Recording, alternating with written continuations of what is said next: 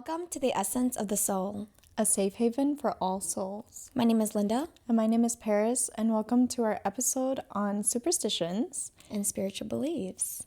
So, what are superstitions, right?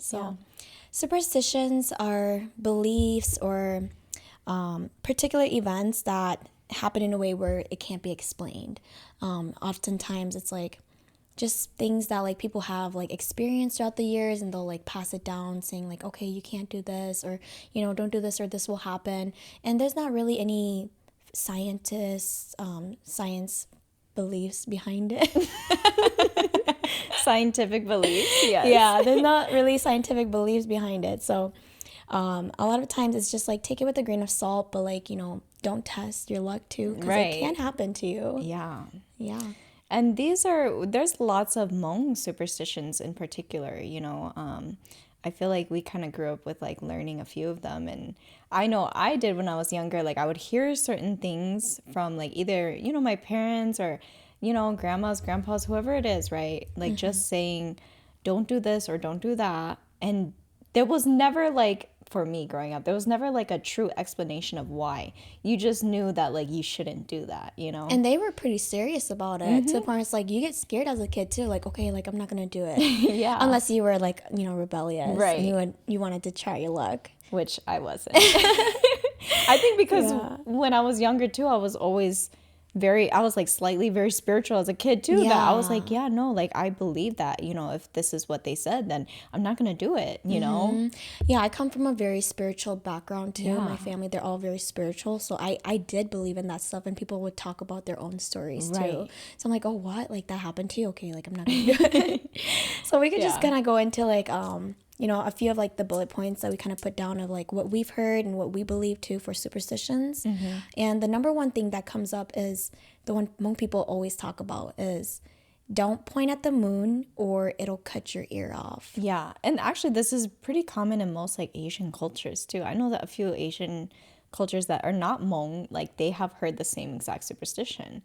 But I will say when I was younger, I accidentally pointed at the moon and my ear did get cut the next day. But I was like, okay, I was probably like 5 years old. I don't even know. I was so young. But they say that if you lick your ears. Yes. I've heard that too. My mom would always tell me like, oh, like you point at the moon, like, okay, like, so that means like, okay, lick your finger and then put your saliva on your ear. Yeah. So that it's like a protection thing. Yes. And it's so funny. I used to do that. Yeah. I actually did that. Especially like, sometimes, gosh, guys, I'm so weird. But sometimes I'll just wave my hand in the air or something, right? And you're outside. It's nighttime and there's the moon.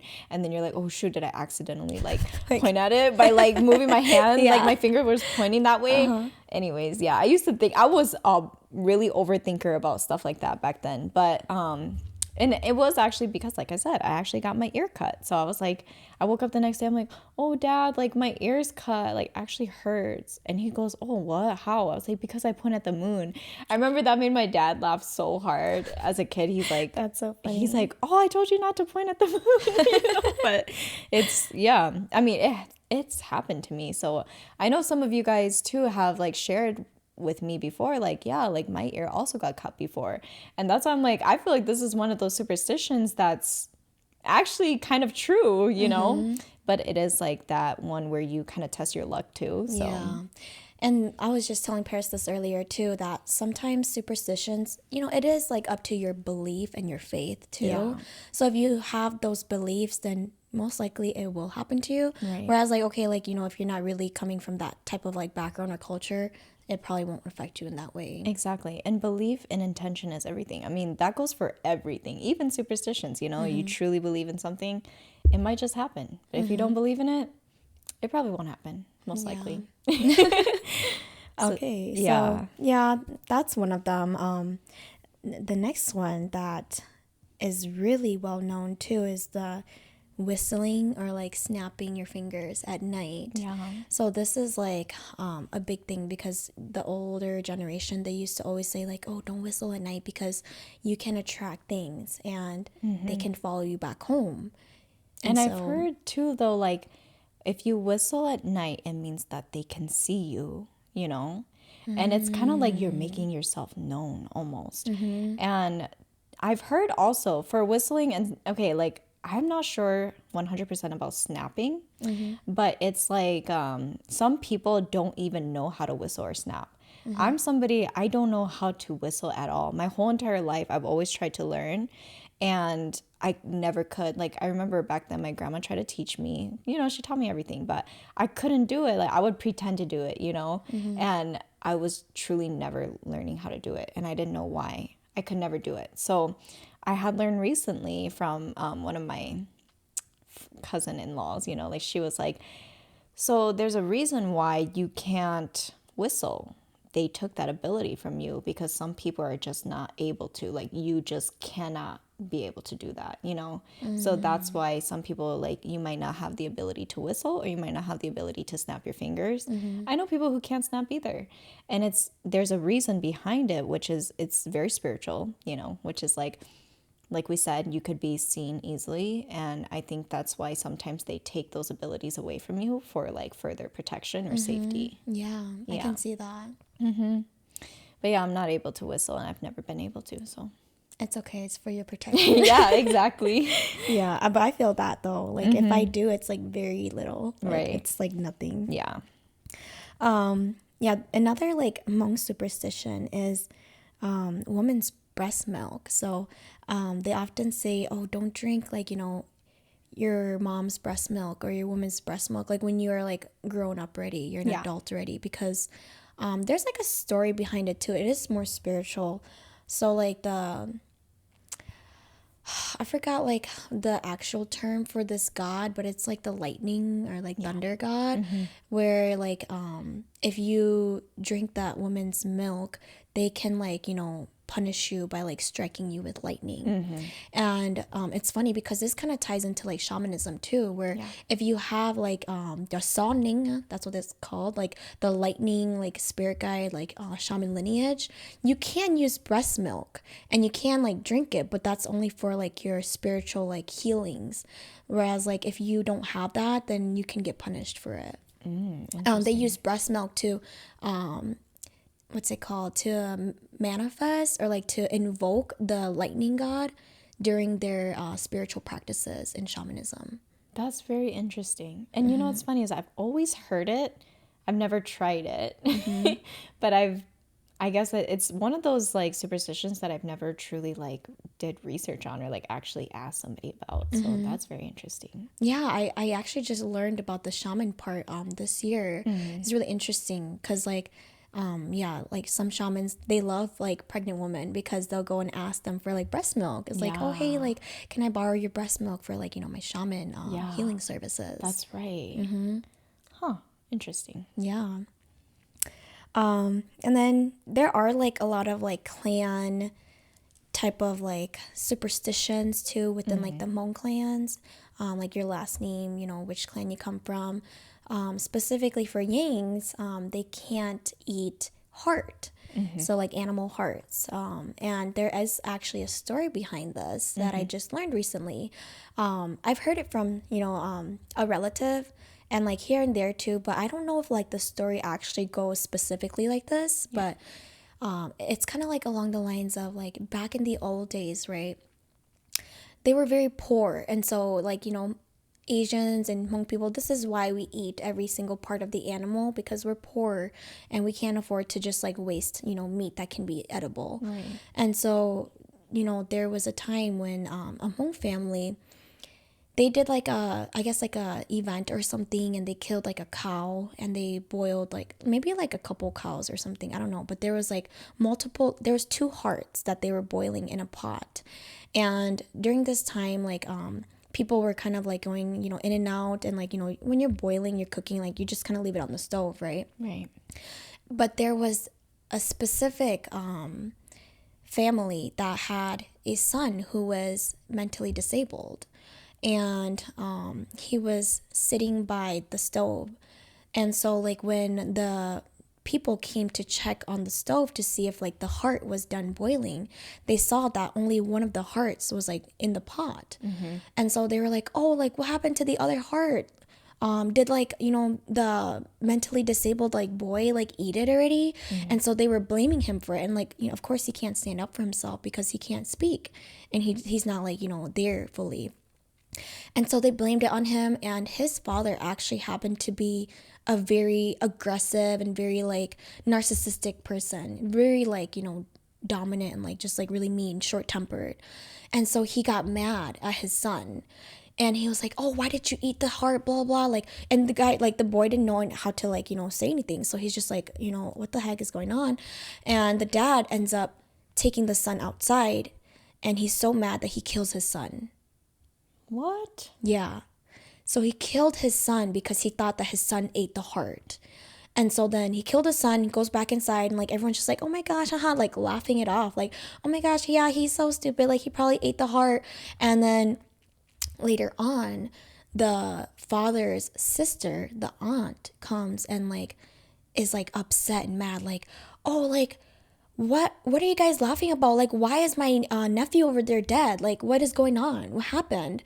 And so they're like, "Oh yeah, like, you know, there was only one heart that came out like of the stove. Like, we think that like the boy like ate it or something already. So, you know, he got mad and killed him." And so she was so mad, and this kind of like leads back into like why our Hmong people, they say that your sisters and your brothers, your aunties and your uncles, they have a lot of power in their words. They can cast spells and curses, and this is how curses happen within ancestral lineages. It's actually we, the people, like us relatives, cursing each other, and that's the strongest curse that you can do, is when your sister, your uncle, a relative that's really close to you is really angry and mad, and they say something that curse you. And that's how the curse happened. And so she was like, "What is going on?" She was so mad. And then later on, when the meat, like the heart in the pot, was done boiling, it happened to be 3 hearts in the pot. So the dad actually put the son's heart and boiled it. Yeah. The dad killed his son and boiled the heart, and then later on 3 hearts popped up, and they're like, "Wait, why is there 3 hearts? We thought like he ate the other one already." But it turns out that the second heart that didn't show up was actually because it just wasn't cooked yet and it didn't float to the surface. And so they killed the boy for no reason. And boiled his heart too. Yeah. And there was 3 hearts in the pot, and so that's how the Yang people got cursed. That's intense. It is. It was so intense when I heard the story, because I was like, no way. Yeah. But that's why it's such a very strong, powerful curse on the Yang people, and they take it seriously.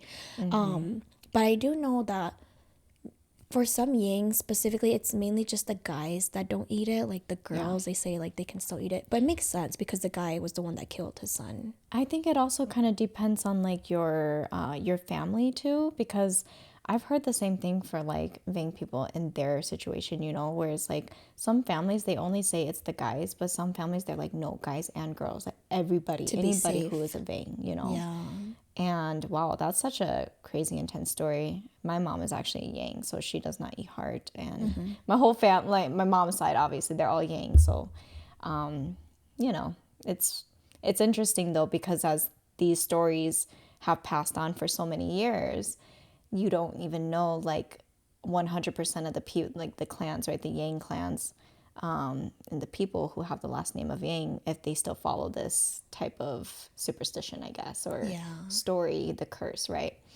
And this goes for, you know, not just the Yang clan. There's multiple other clans that have their own superstitions too. Right. But this is one of the most common one that we've heard of. Yes. Yeah. My cousins, like, they're Yangs too, and they, like, every time they go kill, like, they go hunting, they kill animals, they'll take the heart out right away and, like, move it away. Yeah. Because, like, you don't want to risk anyone, like, eating it. Or even at, like, our family events too, like, we don't cook it if we know that we have Yang relatives coming, just in case they accidentally eat it too. Right. Yeah. Yeah. Interesting. Yeah, very interesting and intense like story behind that. That was. Well, and going on to like the Vangs, I'm a Vang myself. So it's interesting because like going back to like, you know, based on your family or even your lineage, right? Like some families, I know there's so many Vangs out there too, like just so many Vangs, different families where they say that, you know, only some men or mostly men should follow this. But in my family specifically, they say both the men and women. So like, if you're a girl, if you're a guy, it does not matter. Like, you do not do this, which is eat fruits on the table while you're eating your food or your dinner. Which is interesting because I used to ask like my dad, like, well, what if we're like going out to eat and there's like breakfast on the table and they have fruits on the table, you know? But he's like, no, it's fine if it's at the restaurants, like whatever, you know? Or like if you're going out to eat, or it's like somebody else's house, like it's okay, but like just don't eat at the table with them, you know? Like they can eat there, but like just don't eat with them. Just you don't eat with them, you know? You just go sit somewhere else, or like just sit separately. And guys, I don't know the whole entire story truly. Like, the only thing I've ever seen or heard was like, if you are a Vang, right, and you eat with fruits on the table, like specifically citrus fruits like oranges, or mangoes. like mangoes, anything that's sour, has like a sort of sour taste to it. Truly it shouldn't be any fruit, but they say like those fruits specifically. Like they say that, well, this is what I've heard. I'm not even sure if this is true, but it's that like, okay, like you might come across like a snake, like snakes is like a warning, you know what I mean? Like something that, I don't know, guys, it could be very... like a bad omen. Yeah, some sort of bad omen, you know? And it's so crazy because my dad takes this really seriously. And I never asked him why, you know what I mean? Like, I think just growing up, I was like, okay, like, gosh, like, till this day, he really yells at me if he sees me doing that. Because, you know, sometimes I like to eat healthy, right? I'm like, I want to eat my oranges. And then, like, all of a sudden, you know, like, I'm eating, like, my eggs too or something. You know what I mean? Like, that's not okay. Like, that is not okay. Like, he will literally flip out on me. Like, don't ever do that. And I was like, okay, gosh, like, you make it seem like so, like, it's so serious. Like, you know what I mean? But because he takes it so seriously, like, I also take it seriously too. Yeah. So, like, to me, I don't say anything about it, but it's more like, okay, if I do acknowledge if there's fruits on the table and it's like at my, you know, cousin's house or your house or something like that, you know, like people, they don't care because, you know, they're not Vangs.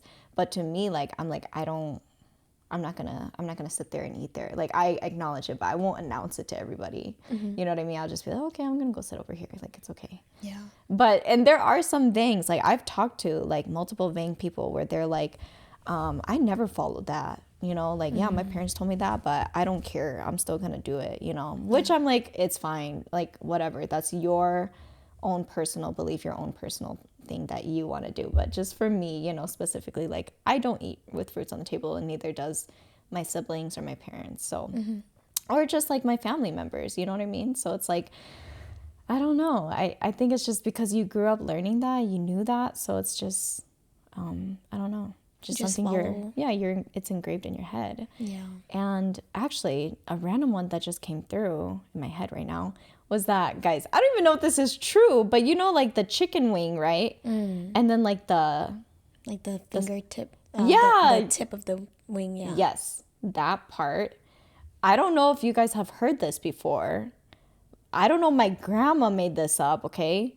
But she said that for my brothers, they don't eat the tip of the chicken wing ever. And that's like the best part. Like, literally, it's my favorite Crispy. part.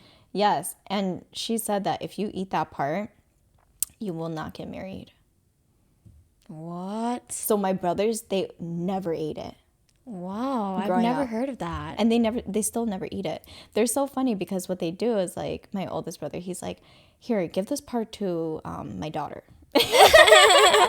You know what's so funny is that I feel like there are some superstitions or things that like the OGs used to say, but it's almost like they tell you not to eat it, but they'll eat it. It's almost like it's more for them. Yeah. Like, they just don't want you to eat it because it's the good part. Yes. And that's so funny because, like, we literally said that to them, like, now that they're older now. We're like, oh my gosh, just because she wanted to eat it the whole time, you know, probably. Yeah. But it's like, well, for me, I actually was not born yet when my grandma was alive and told them that. I just heard that from them because, like, they never eat that part. And I'm like, well, she never told me that, so I'm just gonna eat it because like I love that part. But mind you guys, I'm not even married. Yeah, because I heard something really similar with like chicken feet too. Like, oh, don't eat chicken feet or else you're gonna scratch like your husband or scratch people. Yeah. I'm like, but you be eating it. Right, exactly. Yeah, it's so funny. Oh, okay. Next one. Yeah, the next one that we have on our list is about funerals. So a lot of times when we do like our cultural like Hmong funerals, it's very spiritual, and it's almost like a portal that they open to, because they're guiding the soul that has passed away into the afterlife. Right. And so there's a lot of spiritual things going on, and funerals in general hold a lot of different type of energies and entities and spirits that are, that have came and gone by, or maybe haven't fully passed on to the other side. So they say that when you're at a funeral, you should be careful not to fall or trip, because your soul can get out of your body and accidentally go with the person that has passed away. Right. Because, they're doing like the ritual and everything too. And while doing the ritual, if you trip and fall, your soul can accidentally like mistaken it for, your time to go too. Right. And actually, I've only been to one funeral my whole entire life. And I was probably 8 years old. And I remembered the first thing like my mom said to me was, do not run. Like, whatever you do, you better not run around, And, we were kids. Like, it was my grandma's funeral. And there's a lot of kids, in the family. And I was like hanging out with like all my cousins who are around my age, and like, just so many different people that are just, our age, and we just play and we don't know what's happening. You know what I mean? Like, I remember the first time I went there, and when my mom told me that, I also really listened and took it seriously. Like, I remember that I was like, I'm not going to run. I don't know what the reason is. They never told me. I was 8 years old, but my mom said, do not run at the funeral. And I knew, it's like, like you're a kid, but you're like, it's a funeral. Like, this is like spiritual, like scary things that could happen here. And I remember one time, like I told, like, it was my cousin who's like a distant cousin. And he was so naughty, seriously. Anyways, he was like running like everywhere. And I remember he's like, yeah, like let's play this and that, And I remember I was like, no, like I can't, because like my mom said that I can't run. Like, I can't do that. I was such a good listener, I tell you. And because I was also kind of spiritual too as a kid, that I was like, no, like, if my mom says that, I'm not going to do it, And I remember there was one moment where it was like a temptation where I had to just like chase after him a little bit. And I remembered that I like ran for maybe like 5 seconds, literally. And then I stopped. And then I looked at my mom, or I went to my mom later, and I go, Mom, like I accidentally ran, and like I sort of like fell a little bit. You fell? I think so, yeah. And that's why I was concerned. So that's why I told her. But I think the reason why was because I was thinking so hard about it. Because eventually my mom, she did tell me that. Because, funerals, they're like, 3 days, 4 days long. That like, she eventually told me like, yeah, like, you can't run, because like if you fall, like you're going to go with the spirits. And then like, that's when I really took it seriously, and I was like, oh yeah, like I think I accidentally fell. And then like I remember thinking to myself, like, because I was running, that I was thinking about falling, so then I ended up kind of like tripping a little bit, but it wasn't so hard, like I fell so hard, but it was just like oh shoot, like I just kind of like tripped a little bit, And then I just told her like, yeah, Mom, like I accidentally ran, I accidentally like I kind of fell a little bit, but I remember my mom was like, oh, it's okay, like, you're okay. You don't have to, like, think so hard about it. And, like, you're going to be fine. And I remember thinking, like, okay, good. Because, like, I was scared. Like, I didn't know what happened. But I was fine, guys. You know what I mean? But at the same time, I was a kid. And I was just thinking that, like, the whole time. Like, why do I feel like this is not a good thing? Yeah, because it's not. Just intuitively, too. Exactly. I've also heard that you're not supposed to sleep at funerals. Oh, because, when you're sleeping, you're spiritually vulnerable, and your spirit goes to the other side, the astral side, the spiritual side. Yeah. And so when you're sleeping, you can accidentally go with the spirits, too. So, like, back then, of course, like, a lot of funerals, there's, like you said, 3 days long. And, when we did my grandpa's funeral, it was very long too, and like, you know, you'd be exhausted, you're tired, you're up all night, and it's like 24 hours too for us. Yeah. And so we actually did sleep, but the only way you can sleep is if you get a red string tied onto you for protection. And that's the number one thing that I remember too. Yeah. For funerals. I know like some of my like distant cousins who had like a family member who passed away. They slept at the funeral too, and they had like similar dreams to each other, and it was all like spiritual like entities, you know, chasing after them, like, and it's the same one, like they have the same dream, you know. So interesting, you know, that and it's really all just connected. Like the funeral home has a lot of spiritual energy, so you have to keep that in mind too. A lot of times it's haunted too, so I wouldn't even want to sleep there. Exactly. Yeah.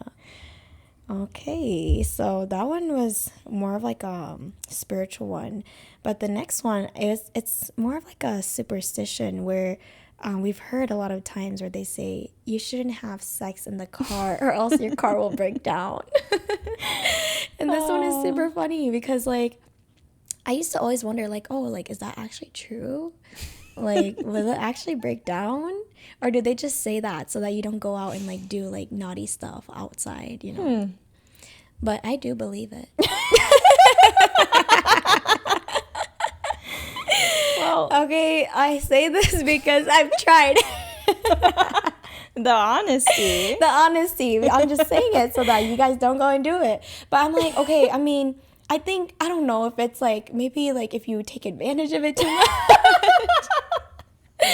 But you know, like you're in high school, you're just like going out having fun and stuff. And yeah, there was a time where our car broke down and we were stuck in the parking lot at like I think it was like a Home Depot. It was so embarrassing. It was like nighttime, and I think it was the tire broke. Oh gosh. Yeah, like tire blew out, and I'm just like, oh my gosh, we have to switch the tire, and it's like 9 p.m. at night. Put the spare tire on and everything. But that was my first experience with that, and I believed it afterwards. Yeah. Interesting. Well, I mean, honestly, I'll just say I believe in that too. And I'll leave it at that. Let us know if y'all tried it. I know you guys have. Don't lie. Okay. But yeah, our next one is... it's really interesting because this one, my grandparents used to always be so strict about it. To not eat while kneeling. So like my grandpa, he was very like firm on this because he would always like yell at us like when he sees us eating like with our knees, and it would be like, you know, we're kids and maybe it's like a coffee table and you're eating on the coffee table, you're kneeling while you're eating. And my grandpa would be like, don't do that, like don't sit like that, because if you sit like that, it's like for slaves, like only slaves sit like that and eat like that, and we are of like a higher status, we're not like low like that, you know, don't lower yourself to that level or whatever. So it's really interesting because especially with like Hmong people too, is a lot of the old people, they've always said our Hmong people actually came from royalty. Like we are royalty, but it's just that over the years with like genocide and like, you know, issues with like, you know, people trying to take over the world, like, you know, Asia, we did become slaves. And that is part of our history with like the Chinese people.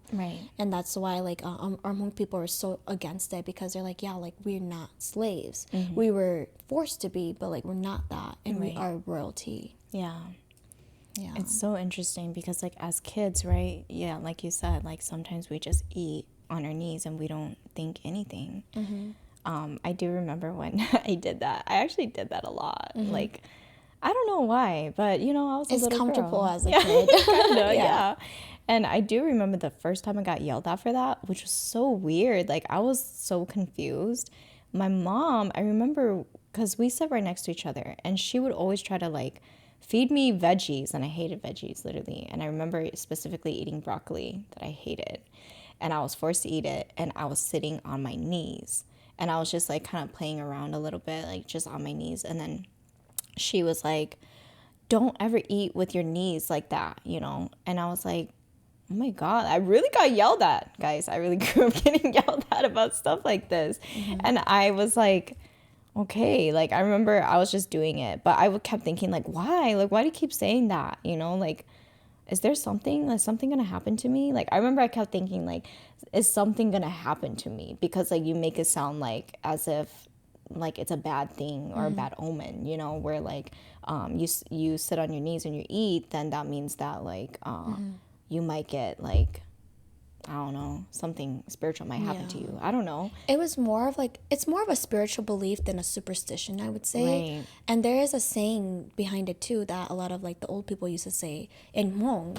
So in Hmong it goes, "Chỉ cho cho yo no mo li shuo kei." So it's like, don't kneel and eat like a Chinese slave. That's the saying. Yeah. Because it's like, yeah, like we were forced to be slaves to the Chinese people. That makes sense.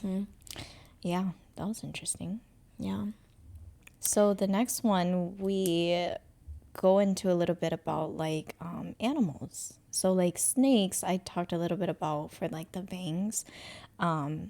But so it's kind of like cool because it's incorporated with dreams too, right? So like they say like if you dream about a snake, it can mean that you are like getting, or you get bit by one, then you might get pregnant, or somebody around you gets bitten, then like that means that, you know, they might, somebody around you in physical world might get pregnant. I've also heard that like physically, if you come across a snake and you're walking, and the snake like crosses your path, it means like turn around, like do not go past this border. Like specifically, I've heard that a lot. Obviously, you'll see snakes more in nature, right? So like if you're going to like a lake or like hiking, right, like anything that has like what they call dragons, right? Dragon spirits there, where like you know, there's like guardians over there of like the nature area. You could be trespassing like spiritual energy, and that's why the snake kind of comes in as a warning. So it's like kind of sliding through your path. So they say like if you come across a snake, turn around. You should not be like going over there. Something bad could happen to you. So, that's true. Speaking about snakes too, specifically like for dreams, you know, that you mentioned, I have had dreams about like snakes. Yeah. And because I have such a firm belief in like that pregnancy, you know, superstition, in my dreams, every time I dream of a snake, I'll kill it because I'll be so scared. I'll be so scared. I'm like, oh no, I'm not trying to get pregnant. So I'll actually kill it in my dream. Like, nope, not today. Like it is a thing I firmly believe, like, in the physical and in the spiritual That's so side. crazy.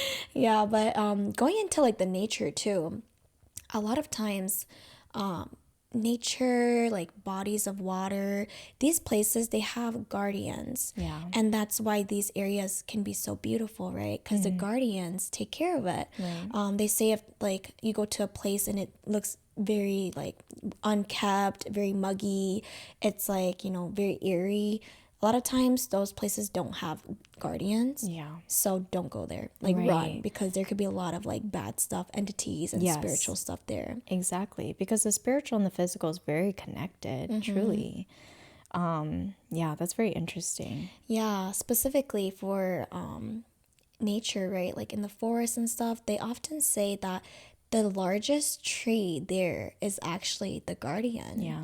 And it watches over the entire area. Same thing with like lakes, right? Like you said, lakes have dragons. Like if it's like a very beautiful, like big lake, most likely there's a very like powerful guardian there that's taking care of that area. And you'll see too, there are some lakes or like ponds that are very like dirty, like a lot of like green algae and stuff. Like, you know that there's nothing, you know, like keeping that place in check. Yes. Yeah. I do also want to mention a little side note or side tip, okay? Like if you go out in nature and there's like a, you know, like a flower or like, you know, mushroom hunting, like anything that comes from nature, make sure that you ask the guardian if you can take this thing first before actually harvesting it for yourself, because it does come from them, you know, like nature is they say sentient, it feels things too, you know. So they these like nature spirits, or even the guardian, right? You have to ask the guardian, like, hey, you know, thank you so much for providing this. Like, I do want to let you know, like, today I'm going to take this flower for me.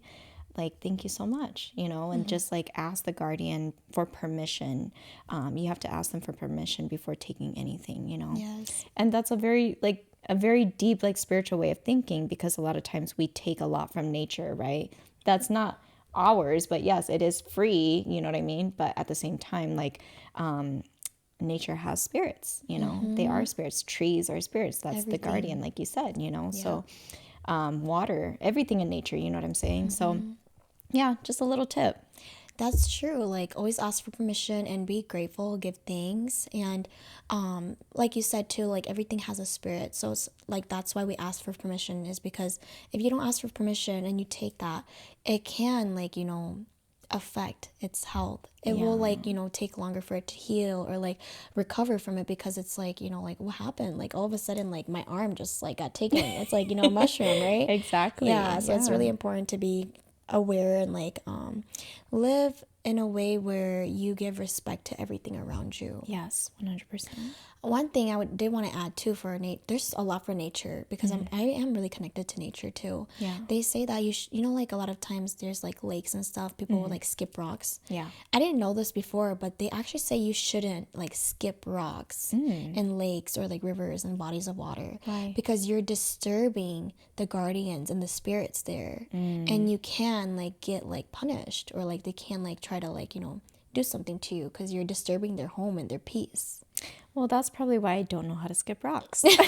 They took that ability from me too. Yeah, it's a Which thing. is funny, because I'm actually very connected to water. You know what I mean? And yeah, I do not want to disturb any water. Another thing about bodies of water is that they say you shouldn't go to large bodies of water, lakes, rivers, or anything like that when you're very sad or depressed. Or like, don't go there and cry, or like, you know, mourn or be sad, because there are spirits everywhere, and especially dragon spirits. Or pregnancy too. Yes, when you're pregnant, you can't go near bodies of water because you are vulnerable, and dragon spirits, they could come take you with them into their world and make you their slave, or like their wife or their lover. Yeah. And dealing with like dragon spirits is very complicated, because a lot of times they're very powerful. Yeah. And it's a big, heavy ritual that you would have to do to like sever the cords. Right. Well, speaking of pregnancy too, another one, if you've heard this, is do not move your bed. When you're pregnant. Yeah. Yeah, I've heard of that. Because they say that if you move like your bed, you could get like miscarriage, or something bad could happen to your baby. So that's another thing. Or like, sorry, I'm just trying to think.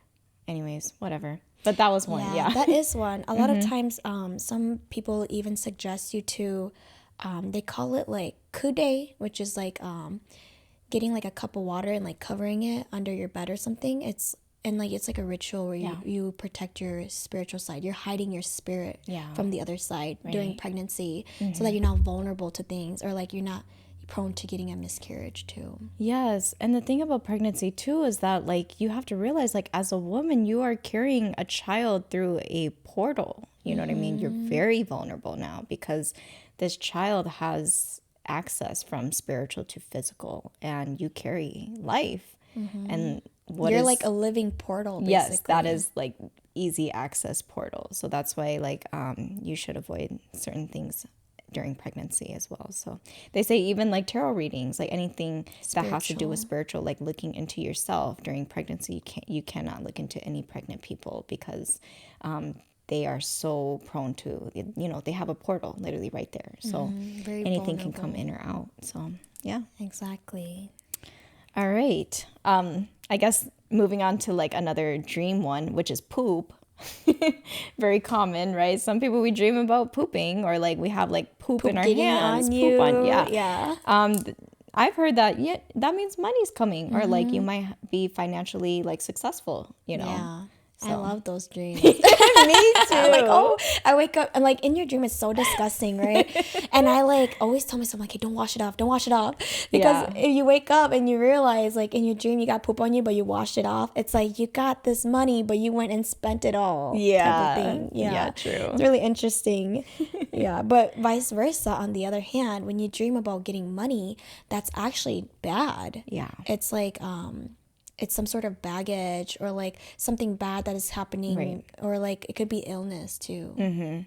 Same thing with like drugs or alcohol or anything that you dream about, stuff like that, like having like a bag of like weed or something, right? Like could be like something really bad. It could be sickness. It could be like same thing as like money too, right? Because those are all like material. Could be addiction, you know, like if you really think of the physical meaning of it when you dream about that, yeah, it can mean something of the opposite of what it actually is. Yes. So that's the thing about dreams, is it's a little bit tricky. Sometimes it's like reversed. Yeah.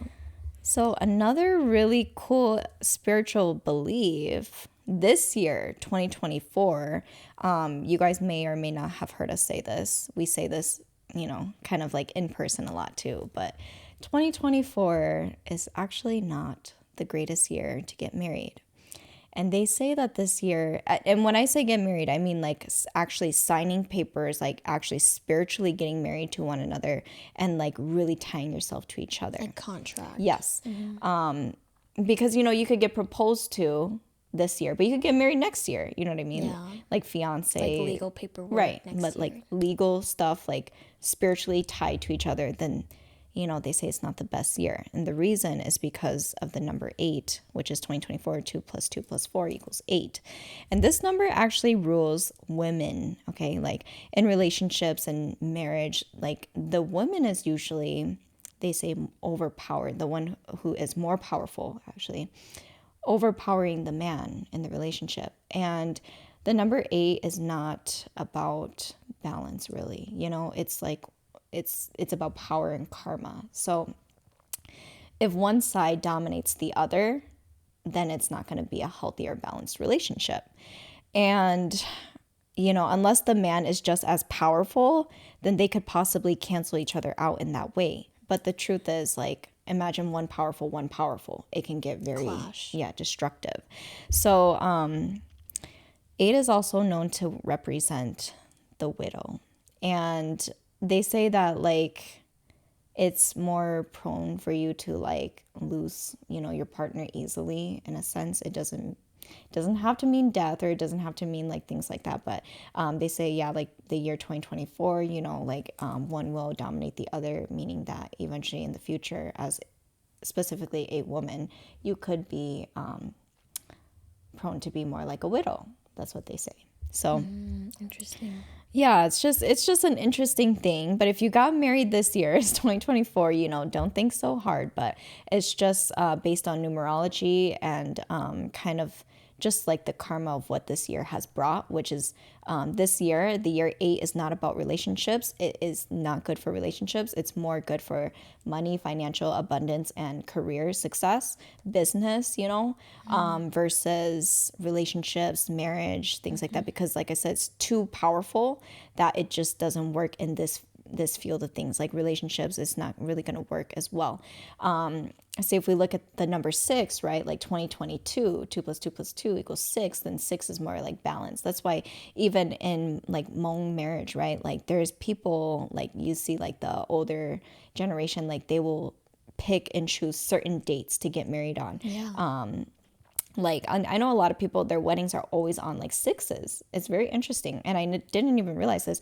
And a lot of people, they try not to choose like 7s. They say 7's more like a lonely number, you know? Yeah. So 6 is more like balance people. And I'm not too sure about 8, but I learned 8 through 2024. And looks like that one's a little too overpowering, so... 8, I like to think of it almost like a death and rebirth number too. Yeah. You know, it's a very intense and tricky number. And so that's why they do say, like a lot of times if you have gotten married this year. It could be a karmic relationship, a karmic cycle between you and this person that you guys have to go through together. Yes. But if you and like, you know, maybe your partner or like your boyfriend, girlfriend, you guys actually broke up this year, it's actually a good thing because that's the rebirth. Like you finished and completed the karmic contract between you and them. You're clearing a cycle. Yeah. Because karma is 8. You know what I mean? So like, and that's what you say, like as a tricky number, it's either going to be really good or really bad. So you pick and choose your own journey, your own path, you know. But yeah, I mean, for 2024, just know that this was the year, guys, to really start your journey, business, financial, find yourself, like find like what you want to do in your career path in your life, because this year was like the best for abundance and actually pushing you forward to like really find your true calling. I feel like, I feel like that resonates a lot for us too, For starting sure. our podcast and our crystal shop, you know, like it's been a very successful and very abundant year. Of course, like starting a business or like a podcast, you got to start somewhere. It starts small, but you know, that little progress is what keeps you going. And I feel like it's been successful for us so far. I know, it's been amazing. So, but like I said, you get to pick and choose what you've done, you know, and take a look at your numerology for personal year as well, your month and your day, plus the year energy. So like, for example, I'm born on March 6th, so I would be 3 plus 6 and then plus the year, which is 8, right? So 3 plus 6 plus 8. And actually, it turns out my numerology year is 8. So I'm a double 8 living in that abundance area, which is really cool. So I don't know. It's like based on your personal year as well as the collective year, you know, you can kind of see like where your journey's at or how it kind of plays out. A little bit of like a blueprint, you know, for yourself. So yeah. But other than that, those are some of our superstitions. And hopefully you guys enjoyed this video. We had a lot of different things that came up, but if we were missing anything, feel free to comment that down below and share it with us. Share some of your experiences as well. What are your superstitions? I know that we have a wide variety of viewers from different backgrounds too. It'd be interesting to know like what your culture's superstitious are. Yes, 100%. Yeah, well, thank you for tuning in. As always, don't forget to like, subscribe, and follow us on our social medias. We'd love to engage with you all. All right. Thanks. Thank you. Bye. Bye.